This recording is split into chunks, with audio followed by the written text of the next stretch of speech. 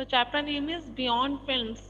तो फिल्म्स के बारे में दिया है यहाँ पे, तो उसका डिस्क्रिप्शन दिया है, उससे हमें फिल्म्स के नेम को आइडेंटिफाई करना है। Identify the films from the close about the social issues the address and right their names in the blanks.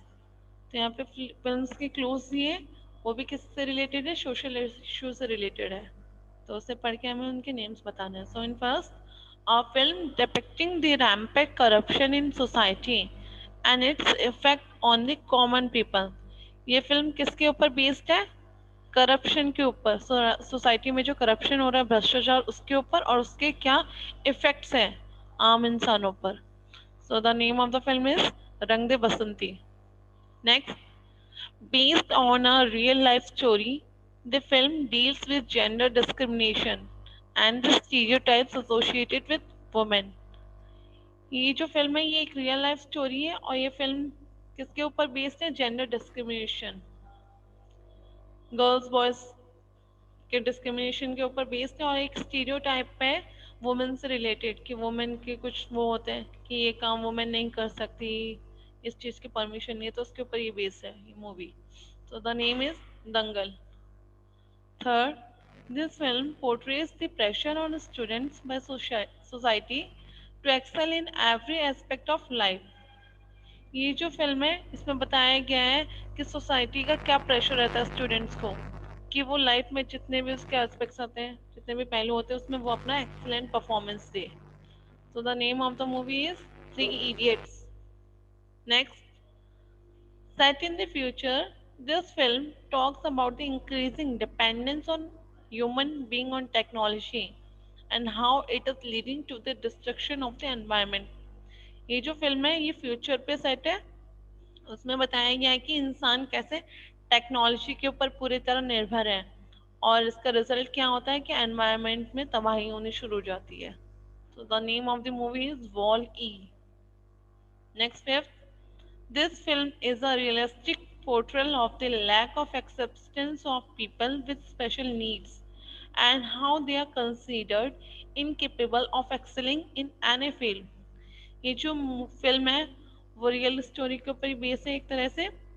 इसमें बताया गया है जिन लोगों को स्पेशल नीड्स की ज़रूरत है, उनमें किस तरह की कमी होती है कि वो उसे एक्सेप्ट नहीं कर पाते अपनी कमियों को, एंड और वो किसी भी फील्ड में एक्सेलेंट परफॉर्मेंस नहीं कर पाते हैं, कुछ ना कुछ उसमें वीकनेस रहती है उनमें। सो the name of the movie is तारे ज़मीन पर।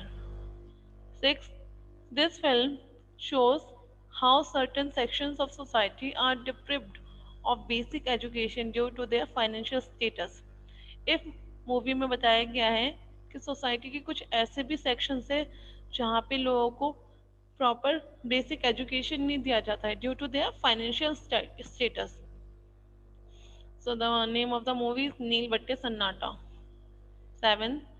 Set in the 1960s, the film gives a glimpse of the racial discrimination in society। तो ये मूवी 1960 की है, इसमें बताया गया है रेशियल डिस्क्रिमिनेशन के बारे में, भेदभाव के बारे में जो सोसाइटी में होता है। सो the name of the movie is the help. 8.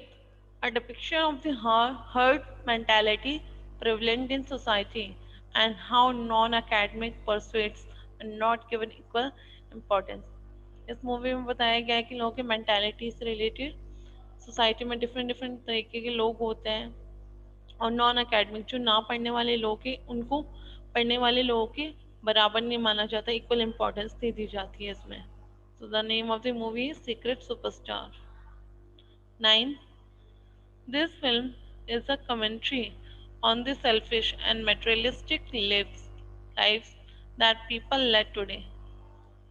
तो ये फिल्म एक तरह से कमेंट्री की है सेल्फिशनेस पे, स्वार्थी पे, और ऐसे लोगों की लाइफ पे जो आज के टाइम पे एग्जिस्ट करते हैं। It also talks about the brain drain happening in our society with most of the educated youth living instead of contributing to the country. और इसमें इस बारे में भी बताया क्या गया कि किस तरह ब्रेन वॉश किया जाता है जो एजुकेटेड यूथ, जो आके मॉडर्न जनरेशन है, वो अपने देश के लिए कुछ करें, बट उनके माइंड को इस तरह वॉश किया जाता है कि वो गलत कामों में साथ देने जाए। So the name of the movie is Swades. Now last, this film portrays how animals are held in captivity and tortured for commercial purpose. इस मूवी में बताया गया है कि किस तरह एनिमल्स को पकड़ा जाता है, केज में रखा जाता है, उनको टॉर्चर किया जाता है कमर्शियल पर्पसेस के लिए, मीन्स अपने बिजनेस के लिए वो कैसा उनका बेनिफिट कर सकते हैं। So the answer is water for elephants. Okay, तो chapter name is global civilization. Different civilization के बारे में दिया है यहाँ पे और उसके सिग्निफिकेंट फीचर्स ये तो उससे हमें मैचिंग करनी है। So first one is Indus Valley civilization. It relates with, it is also known as Harappan civilization. Indus Valley civilization को हरप्पन सिविलाइजेशन के नाम से भी जाना जाता है। Second one is ancient Greek civilization. Ancient Greek civilization को माना जाता है the ancient Olympics was created during this civilization. इस सिविलाइजेशन में एंशियंट ओलंपिक्स क्रिएट किया गया था, बनाया गया था। नेक्स्ट इंका सिविलाइजेशन, इसको रिलेट किया गया Machu Picchu was built during this civilization. माना जाता है कि इस सिविलाइजेशन के टाइम पे माचू पिचू बनाया गया था। Next Chinese civilization, this civilization gave us paper and printing. इस सिविलाइजेशन के टाइम पे हमें पेपर और प्रिंटिंग मिला था।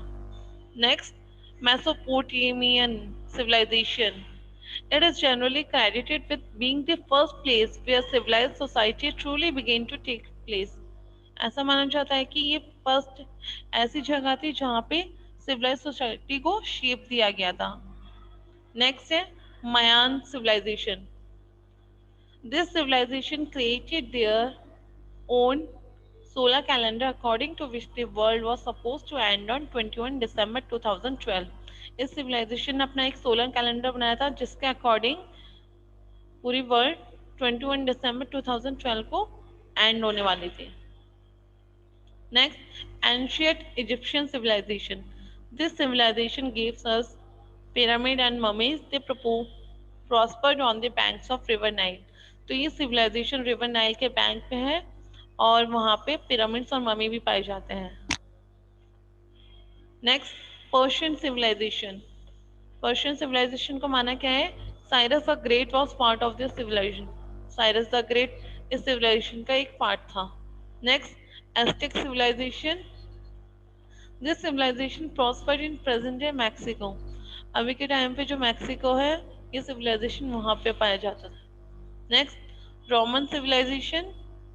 This civilization had emperors like Julius Caesar. तो रोमन सिविलाइजेशन का माना गया कि जूलियस सीजर नाम के जो शहंशाह थे वो इस सिविलाइजेशन से बिलोंग करते थे।